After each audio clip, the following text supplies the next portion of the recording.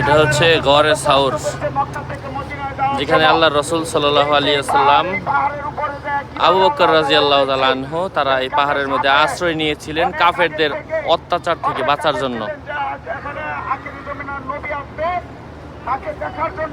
শুনেন। আবু বকর সিদ্দিক রাদিয়াল্লাহু আনহু চিত্রগুলো বন্ধ করে দিয়েছে, একটা চিত্র বাকি ছিল, ওইটার মধ্যে আবু বকর সিদ্দিক রাদিয়াল্লাহু আনহু পা দিয়া এই চিত্রটাকে বন্ধন করছে।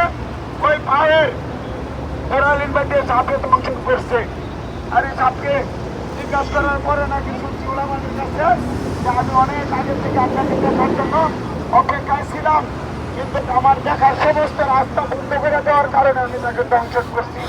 আল্লাহ রাসূলের লম্বা এবং বিস্তারিত ঘটনা আছে।